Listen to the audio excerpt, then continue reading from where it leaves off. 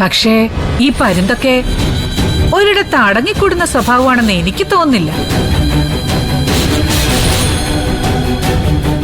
ജയിലിൽ കിടന്ന് മേലനങ്ങാതെ ഭക്ഷണം കഴിച്ച് ശീലിച്ചവർക്കേ വേർപ്പിന്റെ അസുഖം കാണും.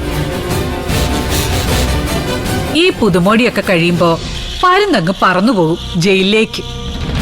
പിന്നെ പൊന്നുമണി പെരുവഴി ആധാരം. അപ്പച്ചി അങ്ങനെ മുൻവിധിയൊന്നും ഇടണ്ട. ഓ, എനിക്ക് ഉറപ്പുണ്ട് പൊന്നുമണിക്ക് നല്ലൊരു ജീവിതം കിട്ടും. അതിന്റെ കൂടെ പരുന്തിനും. അവര് രണ്ടാളും നിങ്ങൾക്കാർക്കും ഒരു ശല്യമായിട്ട് വരത്തില്ല. അവരുടെ ജീവിതം അവര് ജീവിച്ചോളും. അതിനൊരു വഴി ഒരുക്കുക മാത്രമാണ് ഞങ്ങൾ ചെയ്യുന്നത്.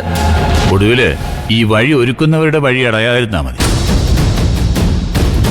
അല്ല, നിങ്ങൾ ബാഗ് ഒന്നും എടുക്കുന്നില്ലേ? എന്തിന്? അല്ല, ഞാൻ കരുതി നിങ്ങൾ കല്യാണം കഴിഞ്ഞ് കുടിയിരുത്തം കഴിഞ്ഞ് ഇനി ഇങ്ങോട്ടുള്ളൂന്ന്. അതോ ഇനി ഇന്ന് തന്നെ അങ്ങ് കൈപിടിച്ചു കൊടുക്കുവാണോ? അത് ഞങ്ങൾ വേണ്ടതുപോലെ ചെയ്തോളാം. അപ്പച്ചി ബുദ്ധിമുട്ടണ്ട.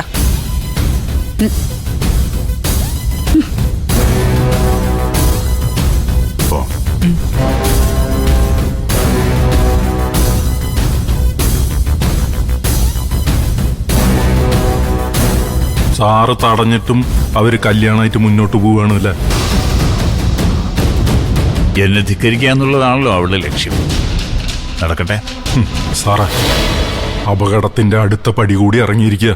നിരഞ്ജ സാറും അക്ഷരമാടും. നിരഞ്ജൻ പിന്നെ പണ്ടേ അങ്ങനെയാ.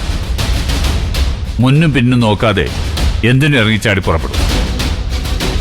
പക്ഷേ അക്ഷര അവളെങ്ങനെ ഇങ്ങനെ മാറിപ്പോയെന്ന് എനിക്ക് മനസ്സിലാവാത്ത.